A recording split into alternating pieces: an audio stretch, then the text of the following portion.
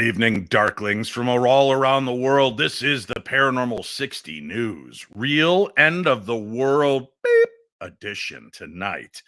Dave Schrader, Marty Valles, the last two survivors of this show, are here to bring you the pain. Stay tuned. The weirdest, the wildest, and the most paranormal stories from the past week. Next, right here on the Paranormal 60 News.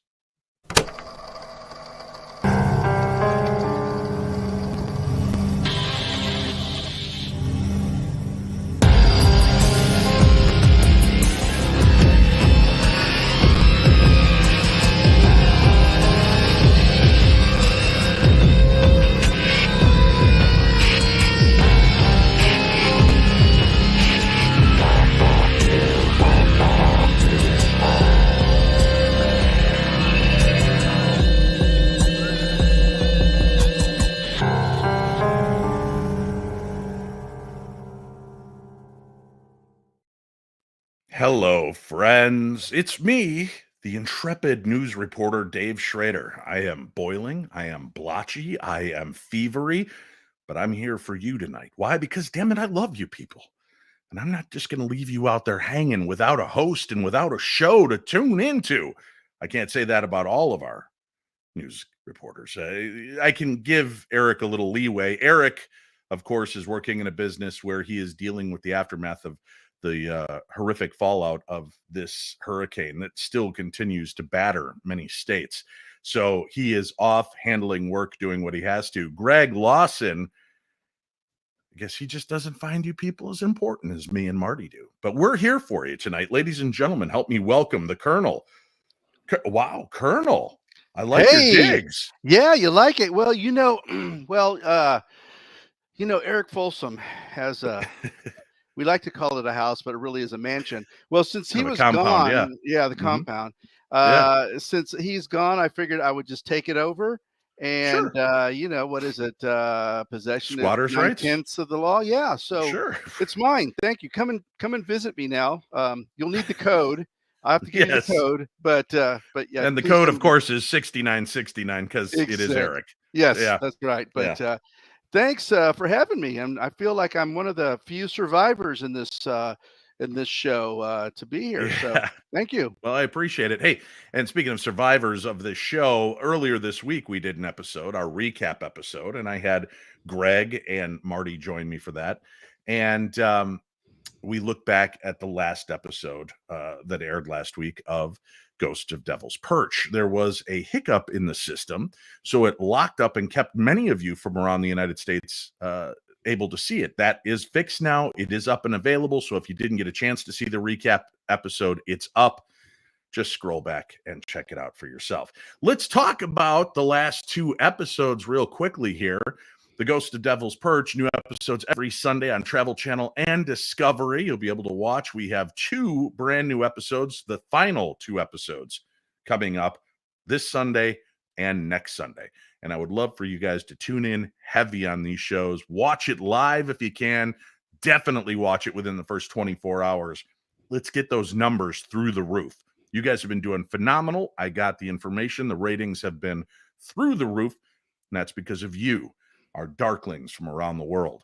I'm going to have trouble breathing tonight, Marty. I don't have the Rona. I want everybody to know I've tested. I just picked up a nasty bug traveling.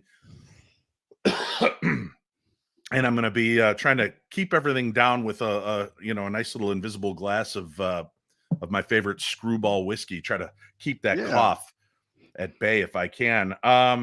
We want to also put out good thoughts, prayers, anything you've got for the people of Florida. My dad lives in Florida and took just a hammering down there with this horrific storm that came in, the hurricane. Many people have. They're saying that there's probably several hundred people that have lost their lives due to the storm. It is now moving its way up. Georgia and the Carolinas are going to be taking a pounding next. My sister is in the Carolinas. So I know there are many of you out there that listen, tune in and check it out. And many of you that are related to people in those areas. All we can do is put out our prayers and pray for the very best for everybody. So you are in our thoughts. And I know that doesn't mean much to anybody, but We want to have something to say. We want people to know that we're not just moving on without considering what's taking place in the rest of the world. With that said, I do want to get into tonight's program because I want to get the rest of you that are here entertained, enlightened, educated, have some fun. But I do want your opinion. How do you guys like the Freaky Friday and Supernatural swap editions of the show that I've been posting when I'm out of town? Trying to give you guys something a little new, something a little fresh, and introduce you to some of my friends in the paranormal world that have other programs that have invited me on as a guest, sharing their unique perspectives and insights in the way that they question me, and trying to give you different versions of stories that they're taking me down. I'd love to hear from you. Dave at paranormal60.com. Dave at paranormal60.com. Let me know how you feel about those Freaky Friday and Supernatural swap episodes. Would you prefer we just do a best of and I replay one of the episodes of this, or do you like that there's something a little new, something a little different for you to check out? And for those of you live in the chat room, I'm paying attention. So I like Judith Adair's attitude. I love paranormal anything. So thank you, Judith. There you go. Yeah, that's a good one. And we've got a quick question. Annette wants to know, how was Scotland? It was amazing, gorgeous. Marty was supposed to be there. He didn't make it, throughout his back. We're just a bunch of old men, really, is what this thing comes out to be. But that we are. I had a wonderful time. I unfortunately picked up a bug traveling back. There were people hacking all over the airplane, and I think I picked up this little fun bug. But like I said, I've tested repeatedly. I don't have the Rona, but I am sweating buckets and blotchy. So for those of you just listening to the podcast, you're getting a much better version of me than those that are forced to watch this shenanigans. So I'm sorry about that. Let's get to it. We got a lot of stories to buzz through tonight, Colonel. Look at I'm fogging up my glasses. That's how hot I am. Yeah. And coming back from Scotland, it's, why not talk about Nessie? There's some news. A fight has been ignited over Loch Ness cams as a petition is launched to remove webcam sightings from the official register. And the recent installation of new webcams around Loch Ness has led to a bit of a fight among Nessie hunters as people push for webcam sightings of the elusive monster to be stricken from the official sightings register. A petition has been launched by a group called the Falkirk Boys on change.org to stop them from being used due to their detrimental impact on the standard and the myth of Nessie. The debate began during the pandemic, when people were unable to visit the loch with any regularity, because everybody was trying to stay safe and stay away from one another. So they began resorting to these original webcams, which sit on the banks to scan the water for anything unusual. This, of course, led to several online sightings by people such as regular webcam spotters, Irishman Ian O'Fedhagen and American Kaylin Wangle. Now, other fans of the mystery were quick to detract from these sightings, pointing out that the quality of the camera makes it impossible to tell what it is exactly that you're viewing. And some felt vindicated after one recent webcam sighting reportedly turned out to just be two people on paddleboards. Now, Ian thought he'd made the first official sighting of this year when he spotted a mysterious shape on the water back in March. However, Scott's Richie Cameron and Stephen Noble later came forward to say it was in fact the pair of them enjoying a spot of paddleboarding that caused the mistaken sighting, leading it to it being taken down from that official register. And it's the discussion around these sightings that has led Visit Inverness Loch Ness, who recently placed 5 web cameras at various places around the 23-mile-long loch in hopes of making it easier for avid Nessie hunters to hopefully spot the creature, posting new rules on their own website to clarify. Now, this is where it gets a little hazy, Colonel. This is where it gets a little hazy with the rules that they put forward. Listen to this, all right? Okay. The post, which was reached in conjunction with Gary Campbell, the keeper of records for the loch, read, "We are not the experts when it comes to official Nessie sightings. We understand that alongside the amazing scenery and landscapes, you'll see a lot of strange movements on the loch with the weather, wildlife, and the odd paddleboarder. These can make a great Nessie shadow in the right light. We have been asked by our friends who own the official Loch Ness Monster sighting register that you remember the cameras will not always give you clear resolution. We want you to spot the mystical legend that is our beloved Nessie, but when making an official sighting report, now this is where it gets really weird, all right? This is what they're asking for. In order to make an official sighting report from a webcam pretty far away from the water, this is what they're asking for. We want you to spot the mystical legend that is our beloved Nessie, but when making an official sighting report, you must have footage of clear facial features of an unknown creature in the footage for it to be considered. That means that no report will be considered for inclusion on the official register of sightings unless it includes clear facial features. However, Ian, who recently made 2 sightings of giant eel-like objects via the new webcams, he's not happy with this decision or the wording of the post. He said, in the history of Loch Ness, this has never been achieved, either by live photos at the loch or the webcam. You can never say never, but it's obvious from this written policy of the VILN that no more webcam sightings are going to be put on the register. There have been no webcam sightings since the 19th of October in 2021, and it's hardly surprising that the webcam watchers are now facing the daunting task of trying to get a sighting registered under this new policy. But if you see something while at the shores of Loch Ness, but have no photographic evidence, that can still be registered as an official sighting of Nessie the next day.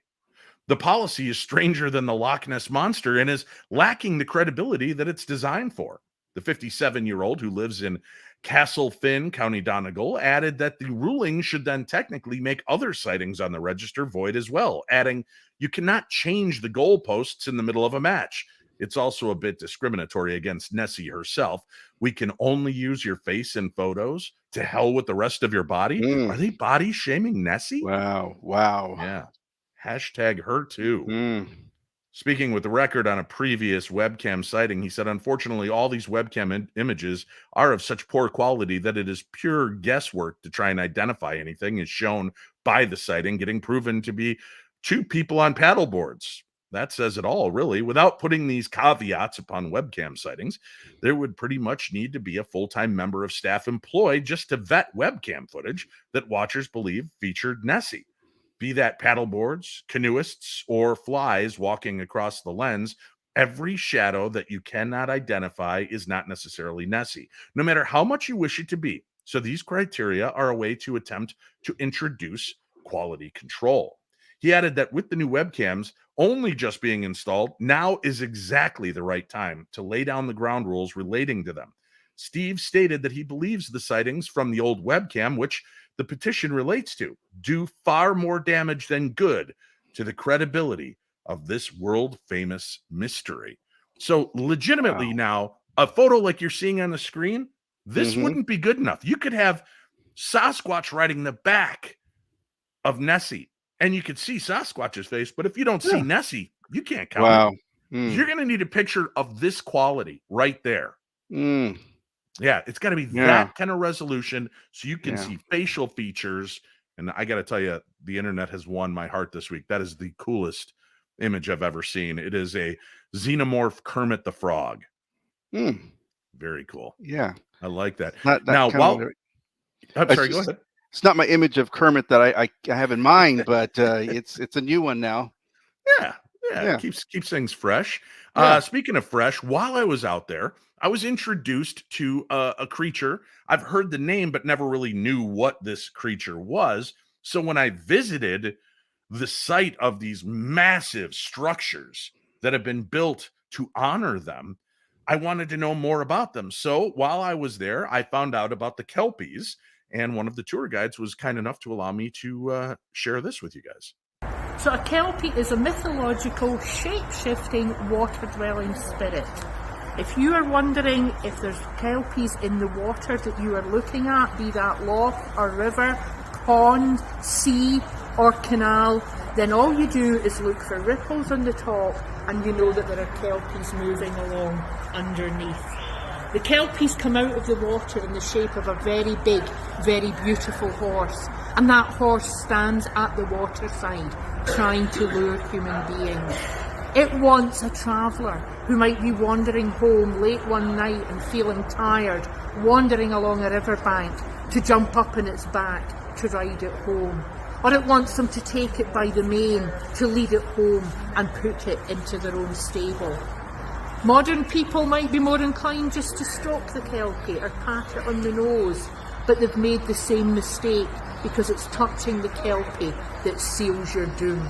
Once you touch it, you can't let go, and then it dives back into the water. It drags you with it. It takes you as deep as it can. There's a big sound like thunder as it drags you down, where it drowns you and it eats you.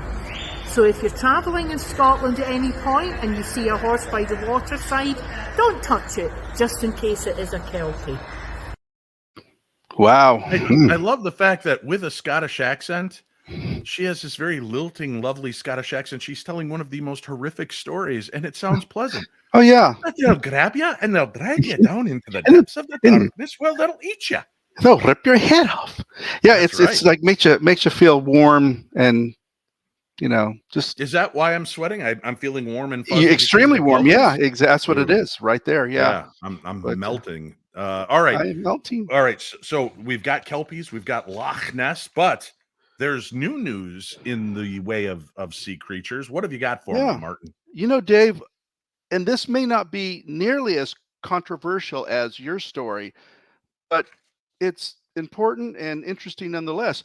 Millions of years ago, an enormous long-necked marine reptile swam through the waters of an ancient seaway in what is now Wyoming, whipping its snaky neck back and forth and using its crocodile-like jaws to snap up fish and other small creatures. Paleontologists discovered fossils of the sea monster in 1995 during a dig in the minimally explored uppermost portion of Pierre Shale, a geological formation dating to the Upper Cretaceous period, approximately 101 million. Nice save. Thanks. You like that, huh? 101 million to 66 million years ago. And unlike other plesiosaurs, this animal had physical characteristics that set it apart from other members of this extinct clade of marine reptiles. Now researchers have revealed their findings about this new species in a study published online September 26 in the journal iScience. Plesiosaurs typically come in two distinct flavors or morphological types and have either a long snake-like neck with a small head or a short neck and a long crocodile-like jaw. Walter Scott Persons IV, a paleontologist from the College of Charleston in South Carolina, and the study's lead author, told Live Science. In this case, this weird, unique beast is a cross between the two. Yeah. The tall conical teeth are smooth and not serrated with a cutting edge, so this animal wouldn't have been able to bite through thick bones, he said. The teeth had a single function, which was to do a very good job at stabbing and skewering prey. It likely went after slippery prey that wouldn't put up much of a fight, such as small fish or abundant cephalopods. Yeah, cephalopods. Everybody have a drink. Yeah, everybody drink. Yeah. The new finding reveals a whole new ecotype, an animal that is specialized in a way that's different from all the other plesiosaurs that were around at the same time, with adaptations to do something different and become good at making a living amongst the other animals that shared its environment, he said. Paleontologists dubbed the animal some long, pretentious Greek-sounding name, which translates to snaky croc-face. They put a lot of thought into it. Real imaginative. Exactly. The 23-foot long creature's remains have been on display in the Glen Rock Paleontological Museum near Casper, Wyoming, since the fossils were unearthed more than 25 paleontological. When you hold up, I see now that you're not really in the Folsom home, because as soon as you put your sheet of paper up, you disappear. Exactly. Are you hoping to vanish after trying to say paleontological and Yes. I need to go and untie my tongue now. But interesting stuff unearthed. Yeah. Yeah. Speaking of interesting stuff, Marty, I know you love history like I do, and I'm I always do. intrigued by history that's kind of lost to us. And we're all familiar with the Bible. We're familiar with the stories and the different books of the Bible, and many people have heard of the book um, of Enoch. Enoch is actually referenced in the Bible, but it is not part of the canonical Bible. There is another book that's equally interesting. And I found this story today. I wanted to share it, and then hand to God, after I got done watching this story, a breaking news story came out today that will blow your mind. So let's take a quick video look at this. It's a crazy story.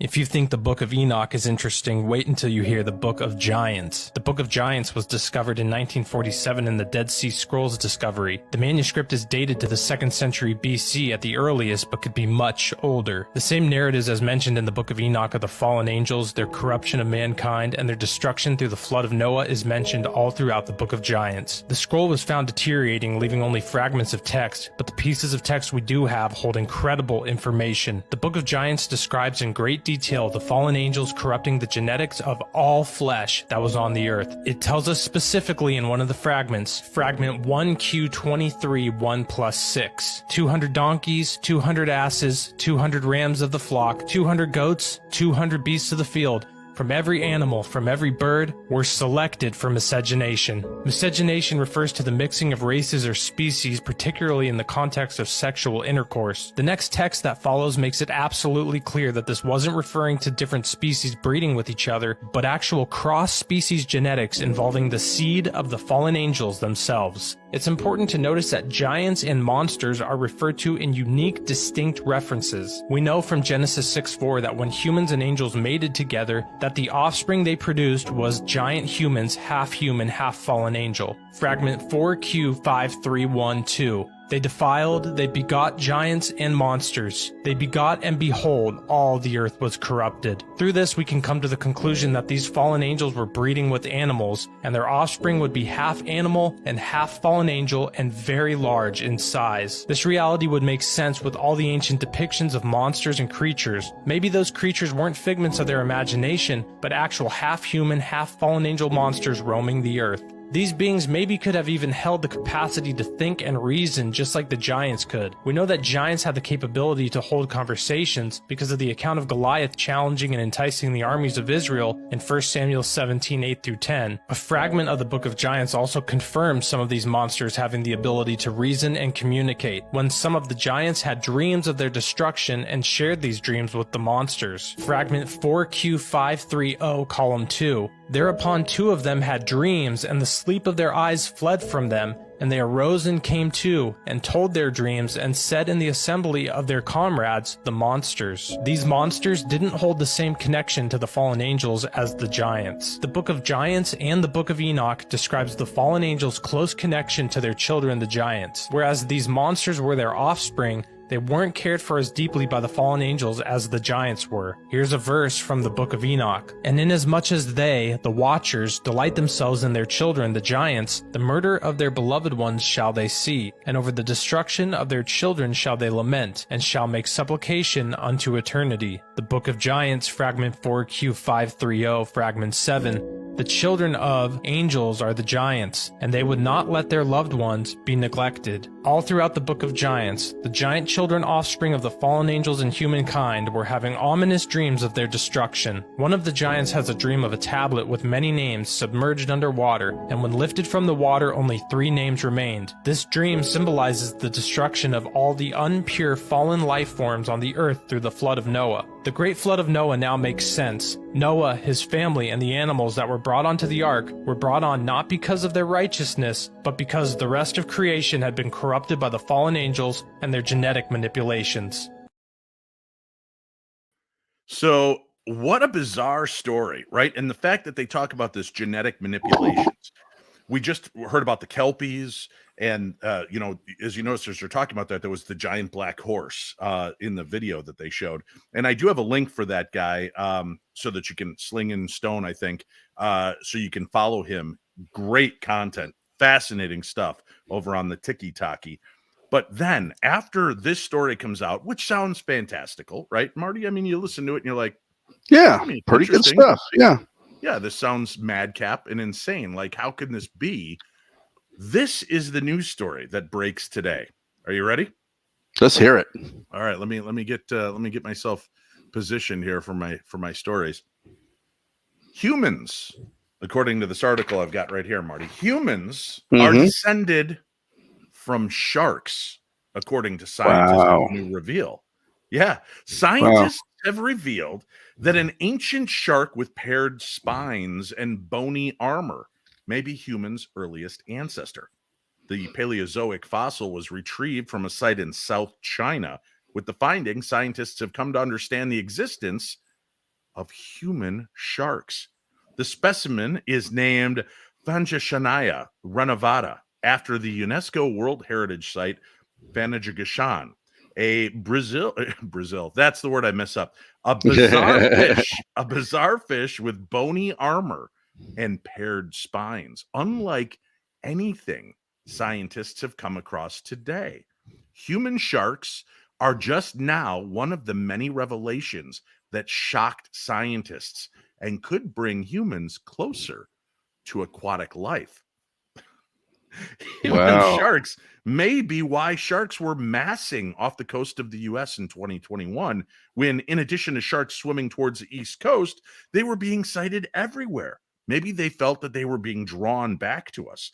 Dr. Ivan J. Sansom of the University of Birmingham concluded that the discovery puts into question the existing models of vertebrate evolution. He also stated that the discovery would have a profound impact on the axis of evolutionary rates in early vertebrates.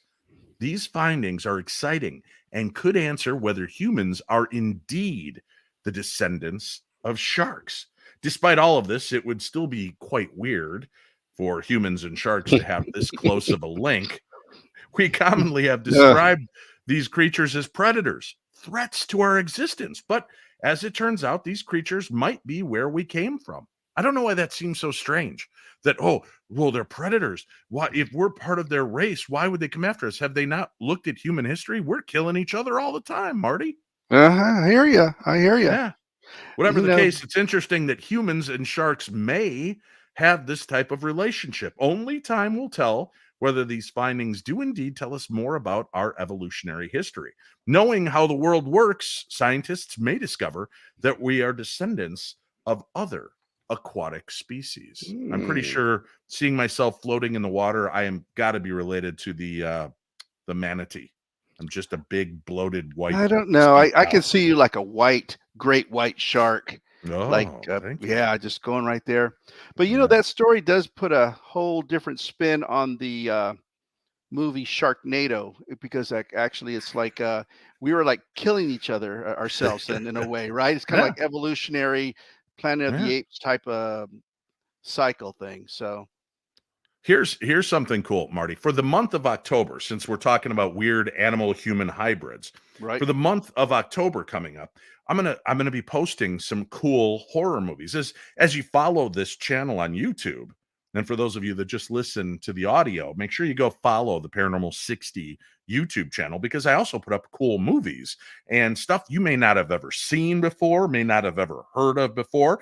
And if you have been following me, you might want to scroll back, because you may have missed some of these hidden gems. But next Friday, Marty, not this coming Friday, meaning today, because it's already Friday. Yeah, it's here. I'm sorry, brain fog. Yeah, let me have a drink of whiskey on that. I think I will too as well. Yeah, next Friday, Marty, one of my favorite childhood movies I'm going to share with you guys right here after the news. You can go take a quick break, freshen yourself up, make some popcorn, and then I'm inviting you, my viewers and my listeners, to join me on the big, comfy, cosmic couch of love as we watch Michael Landon. You know him as Little Joe from Bonanza, but I know him as I Was a Teenage Werewolf. Yeah, that's right. Michael Landon. Forget what you think about Michael J. Fox and Teen Wolf, or Jason Bateman and Teen Wolf 2. Michael Landon was the original Teen Wolf. And we're going to watch that movie together next week. And it's intriguing how he becomes a werewolf, not by the normal being bitten by a werewolf and having that curse. It's an interesting aspect. And I would love to have talked to the author of that story and the director to see what the social commentary behind it was. Michael Landon's character is kind of this angsty teenage boy who's got a lot of rage issues. So he goes to a hypnotherapist counselor who tries a radical new treatment, which seems to release the beast. It's a fun, interesting movie. That's next Friday, and I hope you guys will be here to watch that and have some fun. I won't be here to watch it. Neither will the Colonel, because next week we're going to be in Butte, Montana. Oh, wow. That's right. Ghost of Devil's Perch. Here's my weekend extravaganza next week. Friday, I'm going to be doing a 1 p.m. radio interview, and I will post a link so you can listen online that day. Myself and Chris Fisk from the Ghost of Devil's Perch are going to be together. We're going to be on the party line for trivia on 5:50 a.m. I'm going to also be doing tours on Friday night with Chris Fisk. Those have already sold out. Saturday, I'm going to be out at the World Museum of Mining, and I'll be doing a book signing, and that is where our season finale takes place. So make sure that you tune in and check that out. And I will be there on Saturday, October 8th, meeting, greeting, hanging out. And then I'll be doing the tours that night, probably hanging out at some of the local pubs with the Colonel. He's flying in to spend some time with me and meet you guys.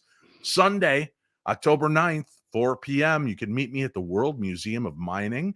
It's a meet and greet taking place. Then the Mother Lode Theater at 6 p.m. I'll be doing a 1-hour Q&A about filming and about the paranormal. At 7 p.m. sharp, the season finale on October 9th of Ghosts of Devil's Perch. You can make a donation of just $10 per person to attend the big season finale. All the proceeds go to help the World Museum of Mining and the Mother Lode Theater.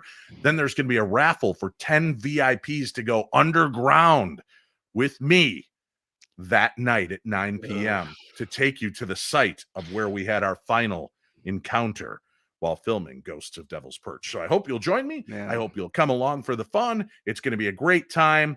And I'll have information up on darknessevents.com so you can see the times and everything I just mentioned. And if you live in and around Butte, or even if you don't, fly in. Let's have a great time. Let's pack that theater and have a great time. You'll not only get a chance to meet me, you get a chance to meet that guy, the Colonel will be with me. And he'll be doing pictures and hanging out and talking. That's right. So make sure that you're there. We're going to have a good time with that. Do me one other favor, folks. This is big. This is big for me. I want you guys to do me a favor. Wherever you listen to the show, especially on like Apple Podcasts, iTunes, iHeartRadio, any of the podcast tools that allow you to leave a rating and review, please rate and review. We've already got 200 ratings, 200 of them, but there's only about maybe 20, 25 reviews. It would really help me if you went there and flooded it, especially with the month of October coming up, because the more hits and the more comments and the more reviews I get, the more it's going to push me up in the ratings. I'm starting from scratch here, folks. We started the Paranormal 60 in February. We're marching along. We're doing great, but it's always good to get a push in this next month. So we would express that we'd like your help on this. So please consider rating and reviewing the show, especially on Apple Podcast, iTunes, and any of the other versions that you watch, and on these live streams. Like it, mash that like button. For those of you that don't watch the video streams, come on over, subscribe, and make sure you set alerts so you never miss any of the cool upcoming stuff we've got going on. All right, Marty, we've got a lot more to cover. I've got to pay the bills, though. We've got a couple of cool things to talk about. Let's do this first. I'm not gonna stand here at this. No, not that. Let's try. Urban's Edge Tattoo Aftercare is the first ethically sourced, all-natural, vegan, and organic tattoo care line on the market. All of our products are formulated by leading experts in the skincare industry and are developed especially to nourish, enhance, and preserve your tattoos. Our tattoo enhancing balms are non-greasy and the perfect consistency for daily use. They're absorbent, hydrating, restorative, and are guaranteed to bring life back into your artwork. Visit www.urbansedgetattoo.com to order your starter kit today. That's www.urbansedgetattoo.com.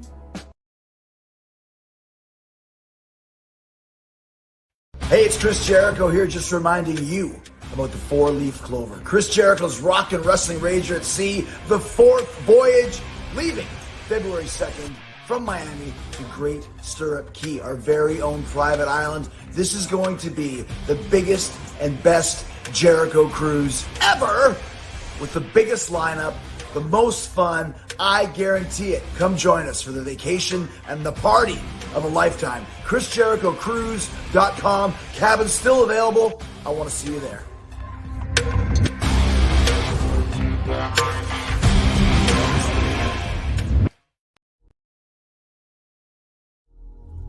Haunted Magazine, issue 35, is out 6th September, featuring the Feminine Macabre, Vampires, the Gold Camp Road, Jamaica Inn, ESP, Australia's spookiest spectres, Richard Estep investigates Shepton Mallet Prison, the Roswell Incident 75 years on, The Burden of Lizzie Borden by Sam Beltrusis, the seminal Ghost Watch hits 30, plus an in-depth chat with ghost hunter Barry Guy.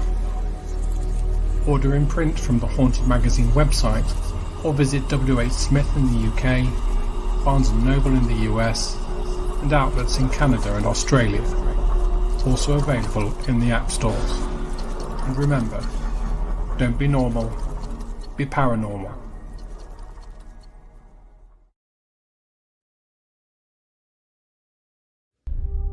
Welcome to the Paranormal Couple's Haunted Museum of Objects, Oddities, and Curiosities, curated by the paranormal couple themselves, Cody Ray Despian and Satori Hawes. This unique traveling exhibition visits haunted locations and conventions around the United States and features up to 150 presumed haunted artifacts from the museum. These objects have been hand-selected by Cody and Satori themselves due to their intriguing yet eerie spooky stories. Come view items from around the world, including tribal artifacts, occult items, true crime memorabilia, haunted dolls, clowns, and so much more. If you're a fan of the paranormal or history in general, then there's something here for you. For more information on the museum and upcoming events, be sure to visit us at paranormalcouple.com and follow us on Facebook at the Paranormal Couples Haunted Museum.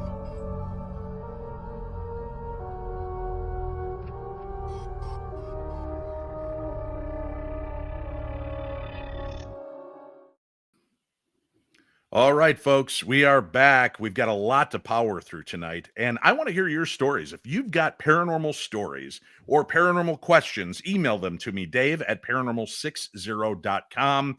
If I didn't have so many news stories, I would have talked about some of those stories that I've already gotten, but we've got so much to get through tonight. We couldn't get to your paranormal stories. We will start filtering those in every week, along with your questions, and our cracked team of news journalists will try to respond to those and answer those questions for you. Also, send in your music.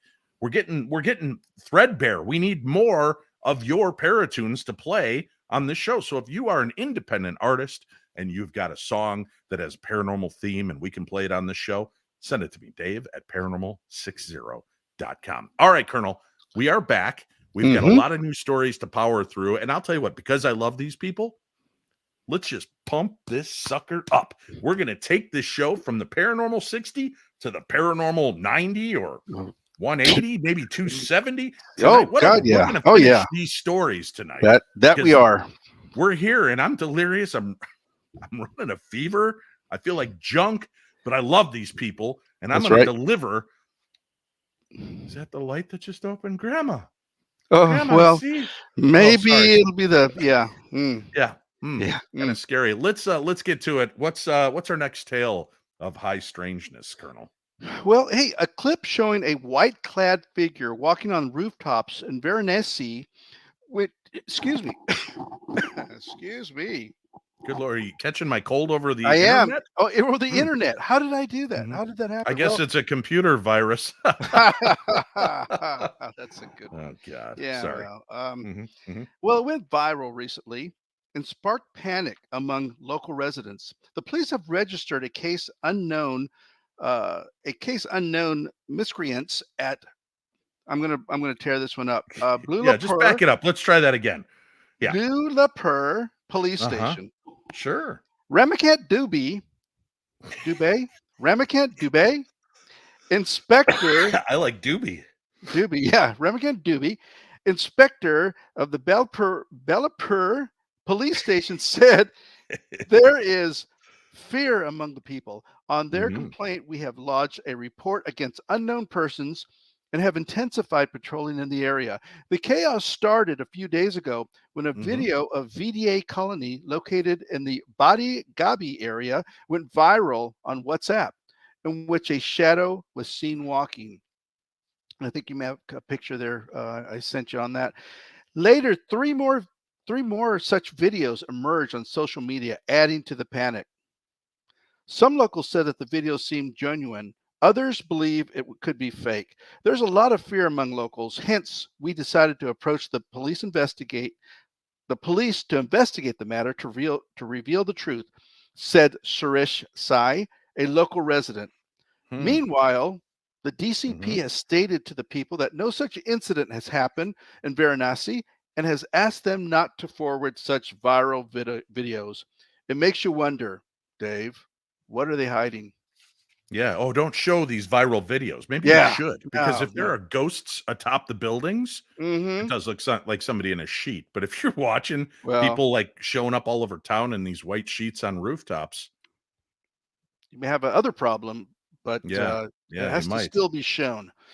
Hey, this is weird. So I've been traveling a lot. You're going to be traveling to Butte with me, right? Are you flying on American Airlines by any chance? No, sir, I'm not. Ooh, good. Here's why, Marty. Check this out. There is a very, very strange news story that is circulating. Ghostly moans have been heard playing over airplane intercoms, and no one knows why. Huh? How about that? Yeah, this is where it gets weird. A recent spate, that means a lot, Marty, for those of you that don't understand it. A recent spate of strange noises have been heard over airplane intercoms on American airline flights, and it's gone viral on the interwebs, ushering in the spooky season with a literal ghost in the machine story.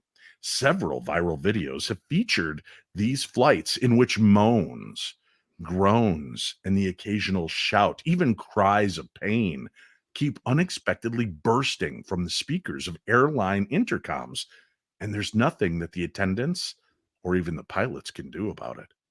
Someone on this flight seems to have broken into the intercom system, according to Emerson Collins, as he shows his video. He proceeds to record these bizarre groans and screams throughout the rest of his flight.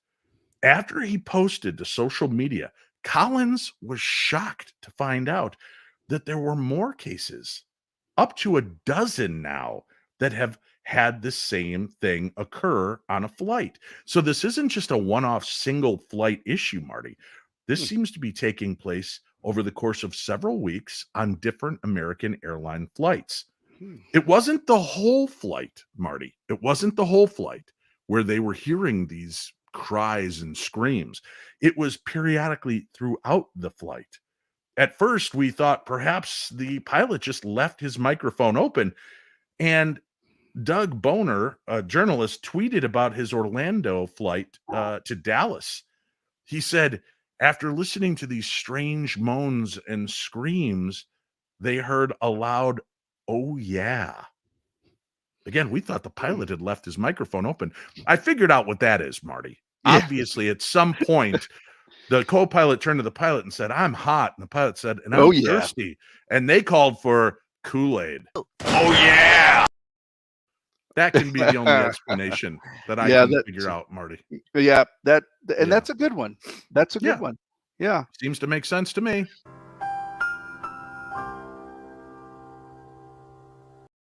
There you go. So strange, ghostly sounds coming from American Airlines. If any of our listeners are traveling on this and they end up getting these sounds, please send us the videos.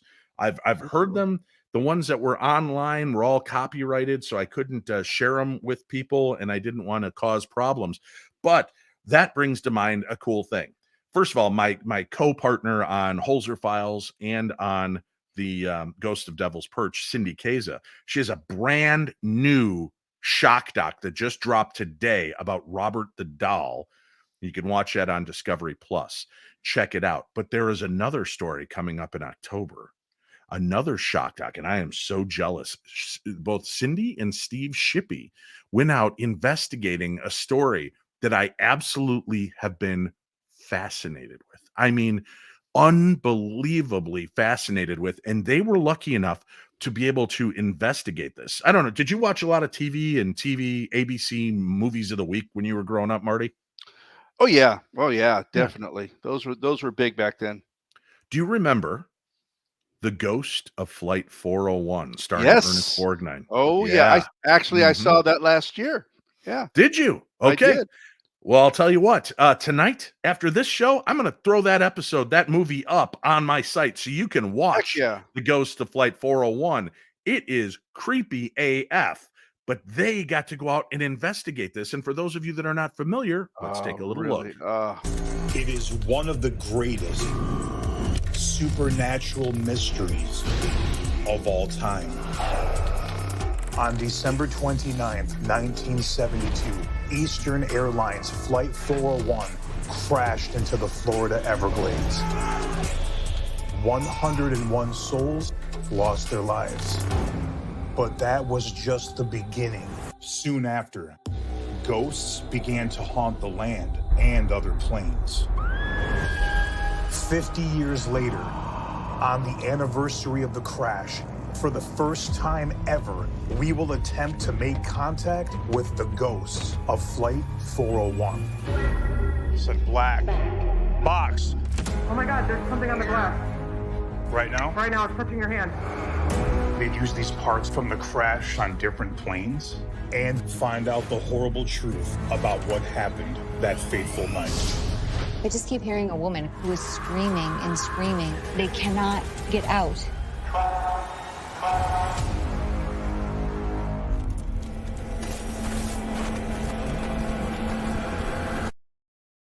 Ghost of Flight 401 coming out in October. I will keep alerting you to it. I'm going to try to have Steve Shippey and Cindy Keza come on and promote that because that story is one of my all-time favorites. And again, tonight, how about if we do a midnight screening of it? Tonight, we'll have the Ghost of Flight 401 put up right here on the Paranormal 60 channel. I'm there. Ernest Borgnine. You could watch. I mean, it's a grainy old copy of it, but I've got it because I love you people, and I just want to continue to give.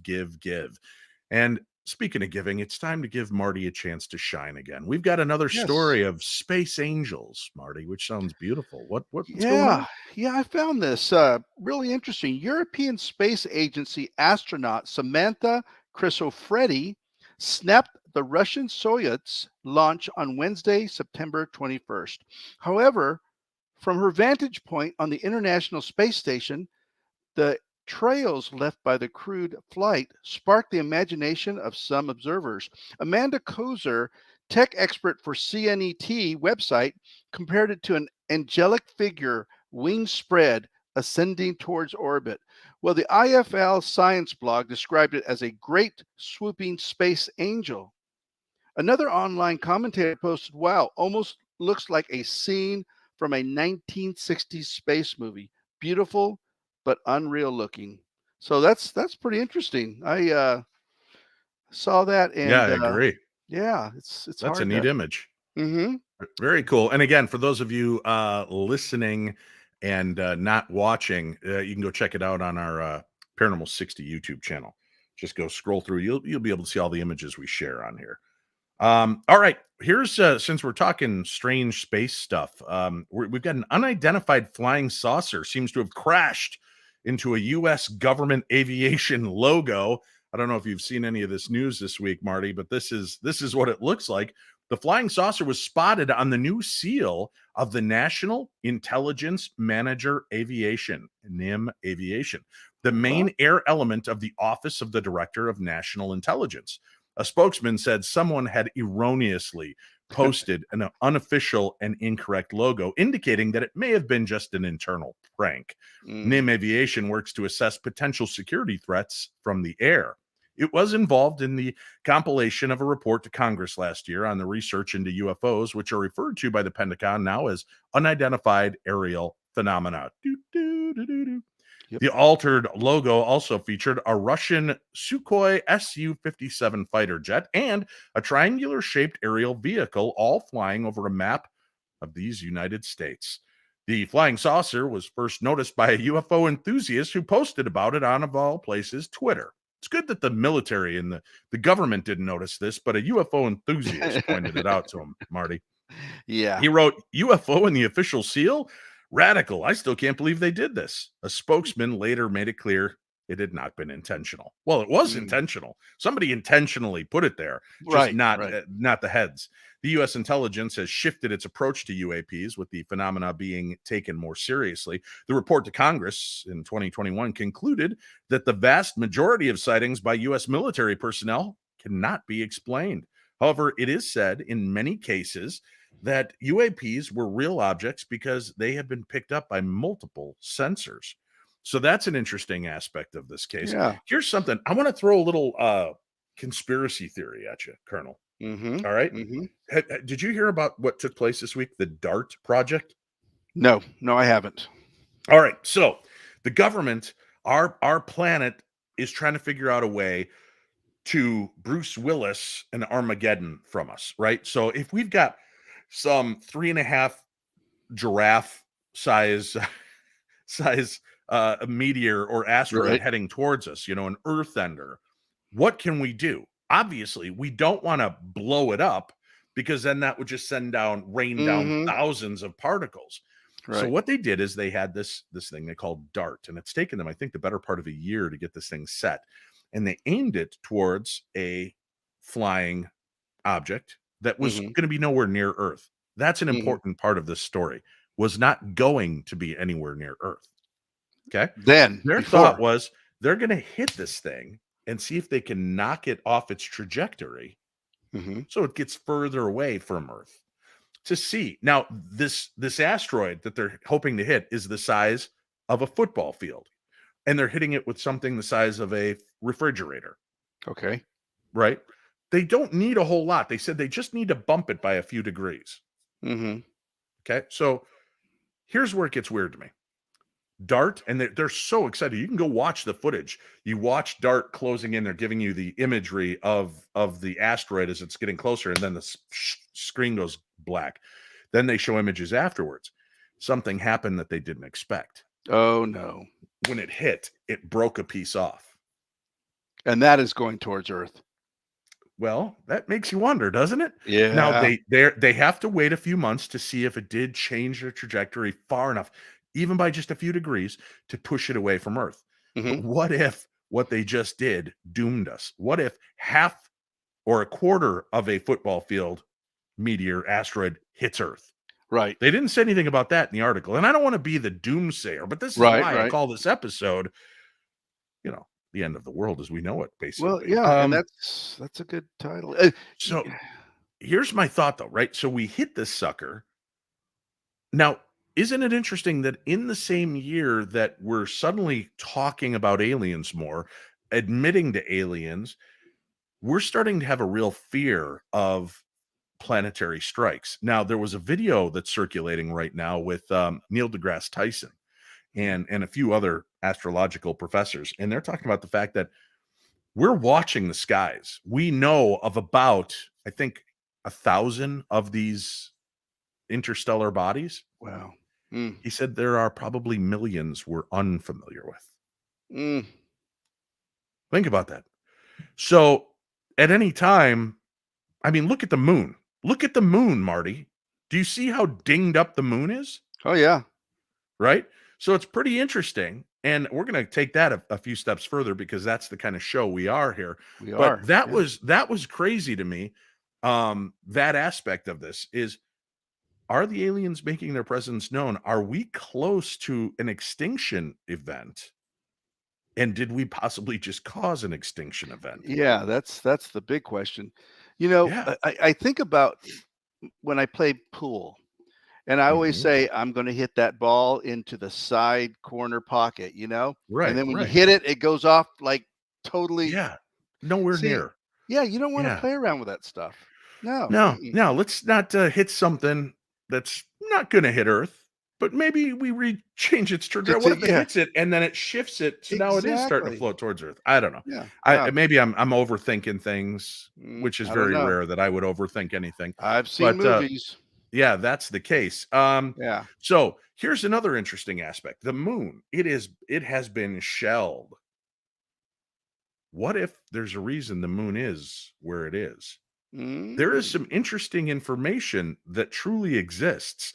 And I stumbled upon it. A gentleman by the name of Patrick James puts up these videos. And I thought this was interesting enough to share, talking about UFOs on the moon and is the moon an artificial structure? Now, I know that sounds like a lot to wrap your head around. And this guy does it in about 2.5 minutes, which is much better than our news show, which takes sometimes 4 to 5 hours, and we're still not sure we're telling the right story. Exactly. Let's check out with Patrick James. This is pretty cool. 1969, Neil Armstrong became the first man to ever set foot on the moon. But one of the most famous legends that came out of this moon landing was from a missing 2 minutes of audio transmission that was being broadcast live on national television. As legend has it, during this missing 2 minutes, Neil Armstrong had apparently switched his radio over to the medical channel, which was not public, and had apparently said this to NASA: "These babies are huge, sir. Oh God, you wouldn't believe it. I'm telling you, there are other spacecraft out there lined up on the far side of the crater's edge. They're on the moon watching us." Now, this legend was confirmed by NASA engineer Otto Binder, who was monitoring the uncensored version of these radio frequencies during the mission. But despite Otto's credibility, his claims were mostly written off by the media because NASA insisted that the only reason the audio cut out is because one of the cameras on board overheated, thus interfering with the reception. That is until in 1979, Maurice Chatelain, former chief of NASA communications, wrote in his book, "Moments before Armstrong stepped down the ladder to set foot on the moon, 2 UFOs hovered overhead. Edwin Aldridge took several pictures of them. Some of these photographs have been published in the June 1975 issue of Modern People magazine. The encounter was common knowledge in NASA, but nobody talked about it until now." Now, whether or not this legend is true, the moon itself is a very bizarre space object. For example, the moon is about 1/4 the size of the planet Earth, making it the 5th largest moon in our entire solar system. No other planet that we're aware of has a moon that's that big relative to the size of the planet it's orbiting. Which brings us to the orbit. Did you know that the same side of the moon is always facing the Earth? This is because the moon rotates exactly one time for every one orbit that it takes around the planet Earth. Meaning that every time you've ever looked at the moon in your entire life, you've always seen the exact same thing. So if you think about it, the only people who have ever seen the backside of the moon with their own eyes are the Apollo astronauts. And what's crazier is that if you took the distance between the Earth and the moon and you divided it by the diameter of the moon, you get the number 108. And ironically, if you did the same for the sun, taking the distance from Earth, dividing it by its diameter, you also get the number 108. And because of this ratio, during a solar eclipse, the moon perfectly blocks out the sun to the millimeter, because the moon is exactly 400 times smaller than the sun and is 400 times closer to Earth than the sun, which is kind of crazy to think about when you realize the significance of this number 108. The radius of the moon itself is 1,080 miles, a multiple of 108. This temple in Cambodia, built in the 12th century, has exactly 108 towers, and the Hindu and the Buddhist religions consider the number 108 as the basis of creation, representing our existence in the universe. But here's what really gets me. If any of these weird moon coincidences did not exist, then neither would life on planet Earth as we know it. There would be no tides, there would be no seasons, and there would likely be no intelligent life, leading many people to believe that maybe the moon was put there by some other form of intelligence, which is an interesting theory to consider because there are ancient cultures that have been around for tens of thousands of years which talk about a time before the moon.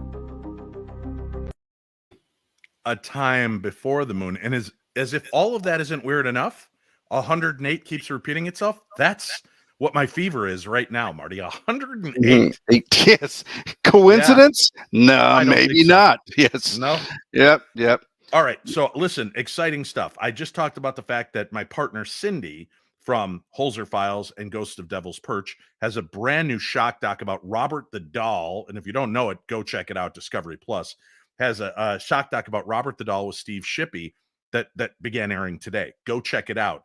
She has one about the Ghost of Flight 401 coming out in October. And everybody keeps saying, Dave, we love seeing you. We love seeing Cindy. Why aren't we seeing Shane Pittman on any of these shows? Why didn't you bring him? Why KD?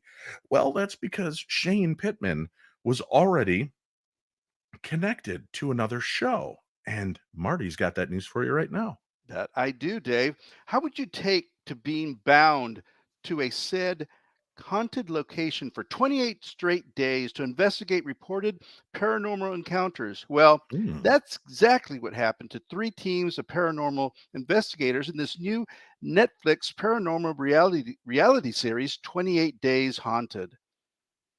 So the synopsis of the series is 3 adventurous teams of paranormal investigators will be handpicked and given the chance to participate in the most extreme paranormal experiment of all time. If any of these teams can last 28 days in a terrifying haunted location, they'll gain acclaim and recognition for being a part of the most important advancement in paranormal research in the last several decades. The 3 teams will separately spend 28 days inside 3 of America's most haunted locations for a paranormal experiment based on the theories of highly regarded paranormal investigators in the field, Ed and Lorraine Warren, Shane Pittman of the Holzer Files, Aaron Sagers of Paranormal Caught on Camera, Sean Austin of Ghost Loop, Ray Causey of Searchers Believe, Aaron Thompson, and Jeremy Leonard of Ghosts of Morgan City are just a few of the paranormal personalities who are attempting to endure the 28-day ordeal. The premiere date is October the 21st. Boy, if only we could show people a clip. If only we could.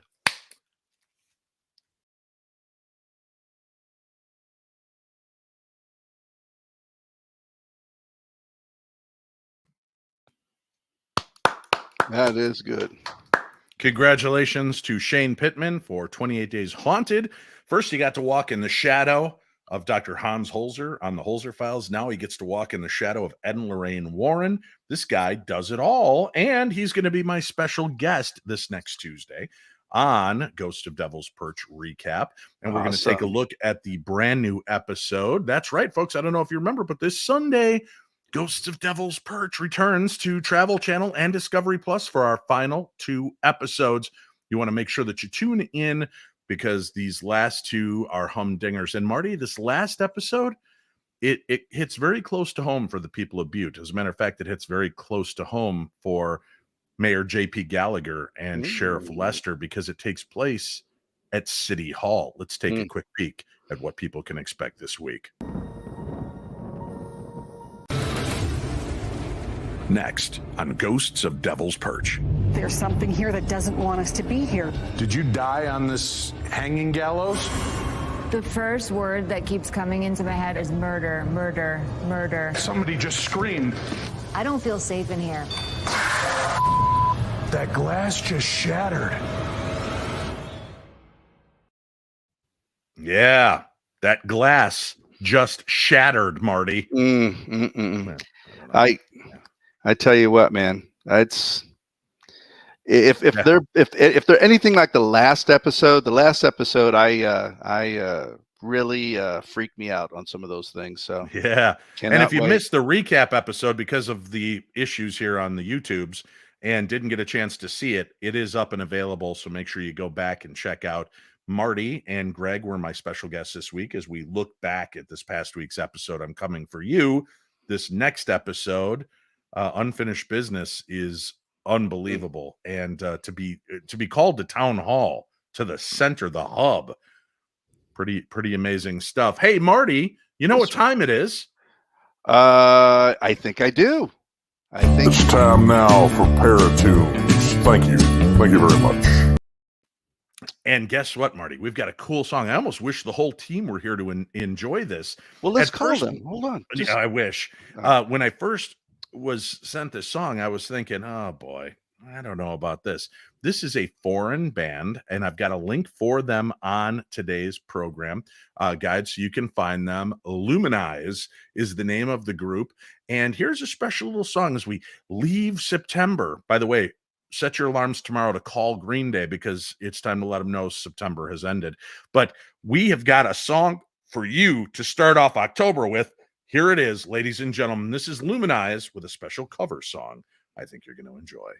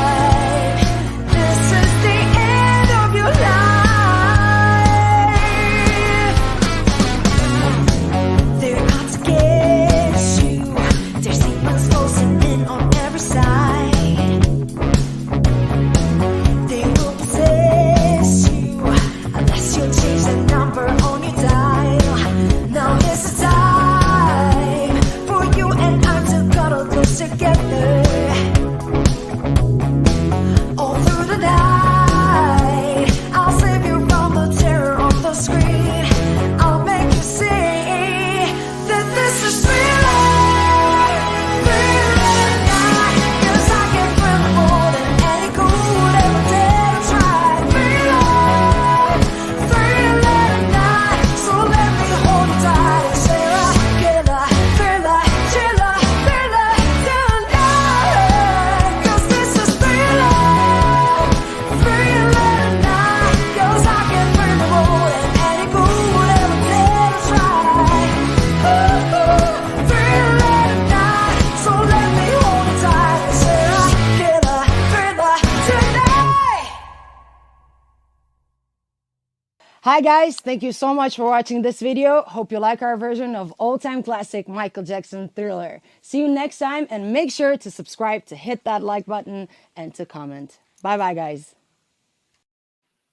I like awesome. I like it. I like that. You know, Man. it's tough when you're taking on the king of pop and doing one of the most famous songs, but I thought they funked it up nicely. Yeah. I thought they pulled it together. I will say the first line, you could tell there was a little foreign interpretation to it, and then she slides right into it for the rest of the song. So I Right. thought it was pretty decent. Oh, yeah. I enjoyed it. Out of 5 stars, I would give that a solid 4-star rendition. Nobody's I gonna ever agree. beat Michael Jackson, but that was a damn fun version of it as well. That was. I'm glad they were able to get that to you, and yeah, gonna look at their site. Yeah, Luminize. The link is down below. Make sure that you check that out on today's program guide. And I feel a cough coming on, so I'm going to throw it to the Colonel for the next story. And this is a bizarre one. Rapture, you say? Go ahead. Yeah, here we go. 13-year-old April LaJoy had a sense of something wasn't right. It was quiet in her Dallas house, too quiet. Her brothers were gone. Her parents were gone. On her parents' bed, a pile of her mother's clothes signaled something was terrifying. From the moment they are old enough to understand, millions of people raised in certain Christian communities are taught that the rapture is something that can happen at any time. Though there are different schools of thought as to how such an event would go, the basic idea is the same. Righteous Christians ascend into heaven while the rest are left behind to suffer. LaJoy grew up in an evangelical church, surrounded by constant reminders that the rapture was just around the corner. She was taught to never sin, since it could be the very last thing she did before Jesus returned to earth. Dramatic rapture-themed books and movies created as fiction were presented as real glimpses into the end of the world. Now Joy, 34, is one of the growing network of ex-evangelicals who have removed themselves from what they now view as the damaging beliefs of some evangelical, Pentecostal, and Baptist churches. She runs a popular TikTok account discussing faith and, among other things, the effects of traumatic religious experiences that can last for years, even a lifetime. Rapture anxiety, as is often called, is recognized by some faith experts and mental health professionals as a type of religious trauma. Darren Slade, the president and CEO of Global Center for Religious Research, has been studying religious trauma across several faiths and denominations for years. This is a real thing. It's a chronic problem, he says, of rapture anxiety. This is a new area of study, but in general, our research has revealed that religious trauma leads to an increase of anxiety, depression, paranoia, and even paranoia. Paranoia. I've got the paranormal. I know. I like that you're like paranoia. It's like when you say a word enough times, it starts sounding insane in your own head. I got you. Paranoia. Paranoia, and even some OCD-like behaviors. Experiences like Joy's, a latent fear of impending inevitable end, are very common among communities of religious trauma survivors. On social media, former church members recall being tricked by church leaders into watching violent rapture-themed films or crying themselves to sleep, thinking about people and pets that would be left behind when the end finally came. The concept of rapture is not prevalent in Catholic or mainline Protestant denominations. It is most commonly adhered to in evangelical and fundamental churches. This line of theology draws heavily upon a letter of the Apostle Paul, including the Bible, that says believers in Jesus should be snatched or seized into the air. What just happened to you, Colonel? Did your brain melt there? You went, did you just hit a word? And No, I just lost my place on my sheet. Slade knows just how deep modern rapture theology can go. As a Baptist preacher and religious scholar, he is surrounded by peers who would attend end of days or end of times conferences. These meetings, many of which are still held today, focus heavily on the events in the Christian book of Revelation and attempt to connect scriptural elements with current events in the world. However, Slade's biblical studies eventually led him to the uncomfortable truth. The rapture as it is taught in some Baptist evangelical. Let me just finish in my juice glass. There you go. In fundamentalist communities is scantily mentioned in the Bible. In fact, modern rapture theology only dates back to the 1800s. A Joy, who still identifies as Christian, first questioned rapture theology when she was in her late teens, and after discovering the word rapture doesn't appear in the Bible at all.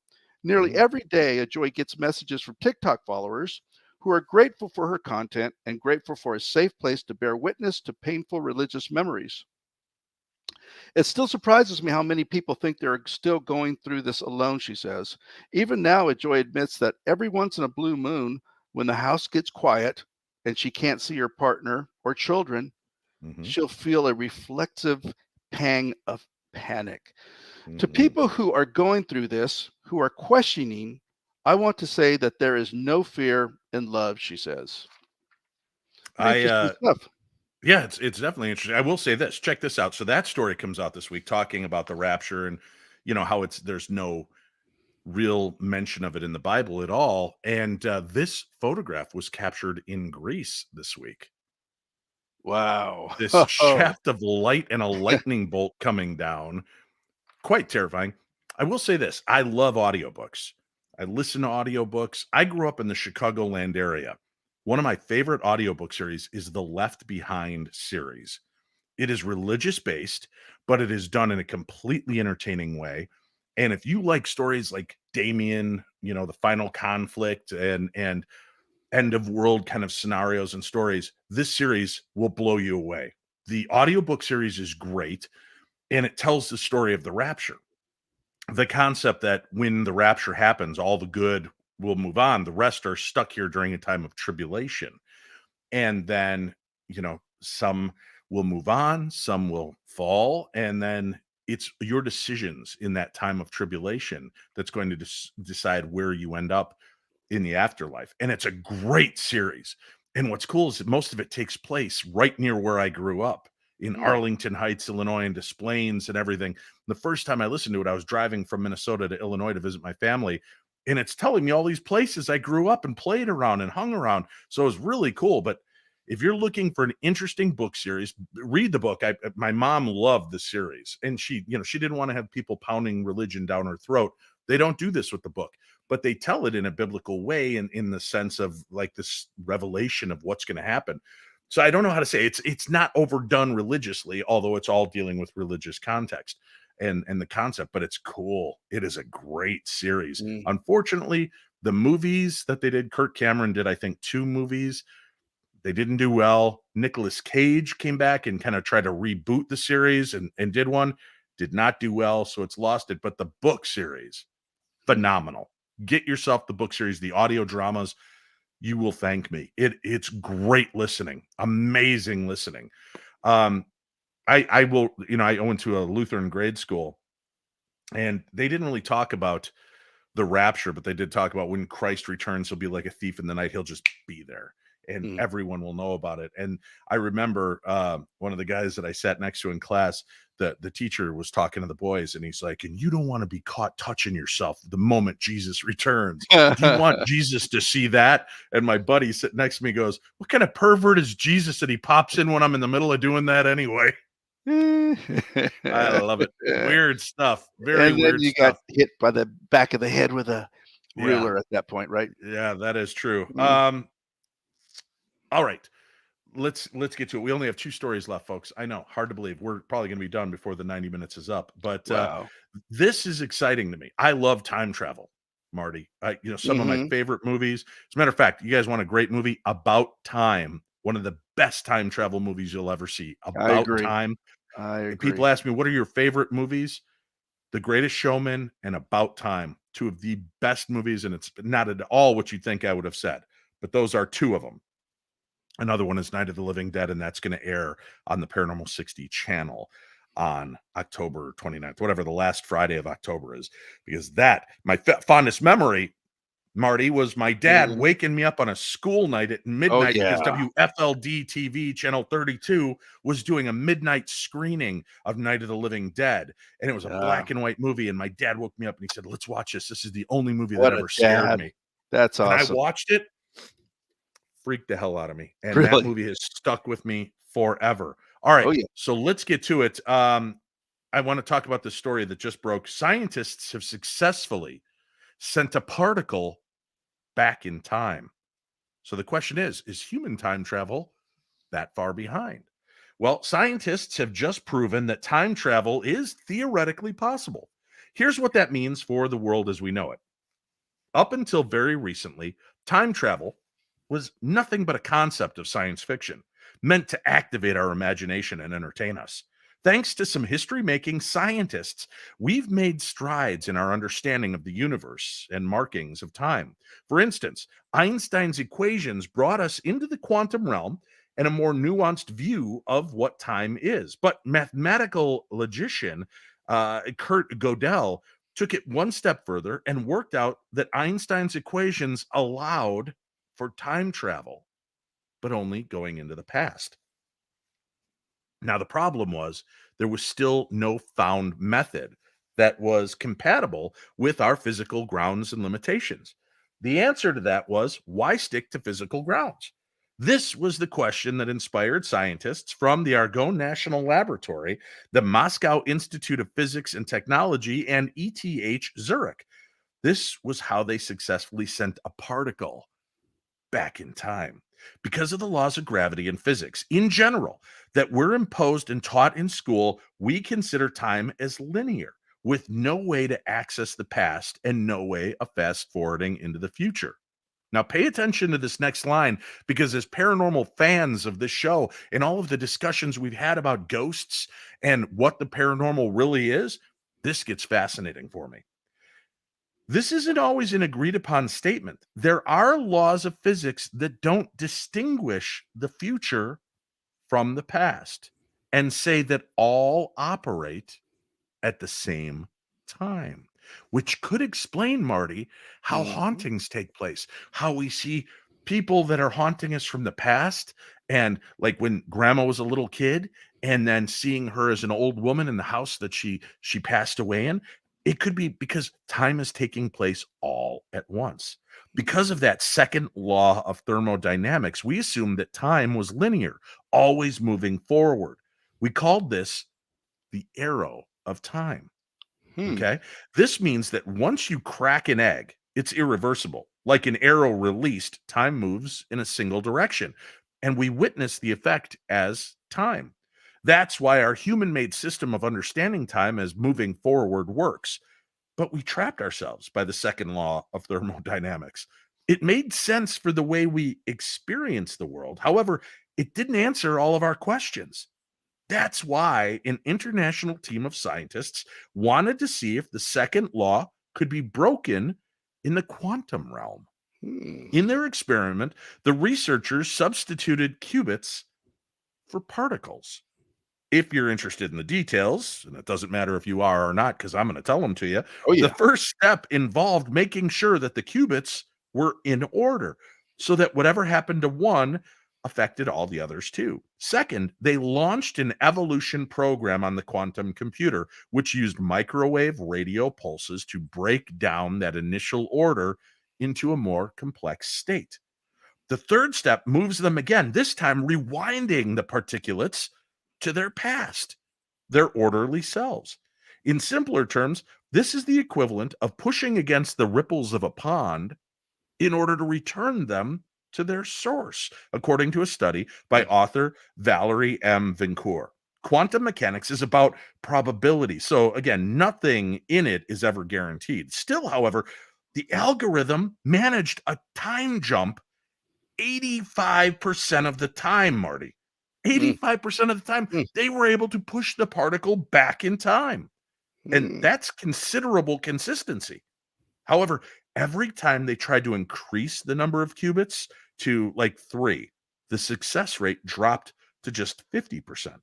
The researchers published their results in scientific reports. Unfortunately, despite this leap in science, we can't all just jump in a time machine just yet. This experiment shows us that sending a particle back in time is possible, but what it takes is an incredible amount of work outside manipulation, considering that humans hold around, 7 octillion atoms or particles. There's still a lot of room for advancement within this research. I mean, we're only moving 1 to 2 back successfully. We got to figure out how to align 7 octillion. Yeah. But as of now, everything is still up in the air. Whether we will make it to a point where we can time travel is possible, but unlikely, at least not in our lifetime. But I asked the question, are we sure about that? Here's why I asked that question, Marty. Yes. This is a really cool story, I think. And I have photographic evidence to prove this story. Okay. So here's what happened to me. We were doing paranormal events up in Mahnomen, Minnesota at the Shooting Star Casino. And, it's a paranormal event laden with the paranormal. I'd been there several years in a row. So it only assumes that I would go back there again in the future. Well, I'm there with Billy Tolley, Jay Wasley from Ghost Adventures, Aaron Goodwin, and we're having a great time. And Steve Gonzalez from Ghost Hunters is there. Steve and Aaron freeze in their tracks, and they see something that shakes their paradigm. And they call me and ask me to meet them by the blackjack table. I make my way back to the blackjack table. They go, Dave, I don't know how to tell you this. You're here. Your future self traveled back in time to this moment and is here. And I'm like, how drunk are you guys? Yeah, right? really. How high and how come nobody passed me a hit? Right. That's right. So I'm like, what do you mean? And they go, Dave, do not touch this person. Do not make contact because we don't want you opening up some kind of paradox in time. And I'm like, God, you guys are overreacting. They take me around the corner, and playing slots is a future iteration of me. And we actually captured it. I went over and posed side by side without him knowing, without me knowing. Hand to God, Marty, this is true. This is the photograph we captured. Wow. Yeah, look at there. Is that not bonkers? That's Dave in what, 40 years, 20 years? 40 years. 40 years. Looks like he's maybe 60, 65 at the time of this picture. 10 years in my future. Yeah. But it looks just like me. Oh, yeah. And then all of a sudden he realized that we were all kind of standing there. So I took off before he could see me because I didn't want to interrupt the timelines. Although he had come back to my timeline. So why he wasn't seeking me, or maybe he remembered that moment being me and wanted me to have that experience. I don't know. Right. I don't know. How do you explain that? I got to see what the comments are on this. I got to see what people think as you're watching this.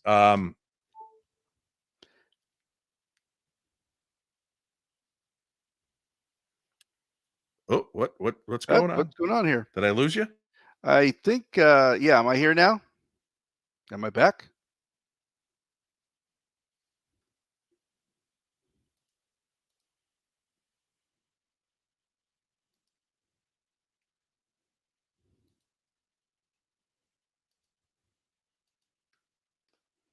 All right, Dave, can you hear me? Dave is frozen in time. Well, I'll tell you what I'll do is I think Dave would have had me read this next article. Oh, no, he's back. Can you hear us, Dave? Actually, you have your mic mute.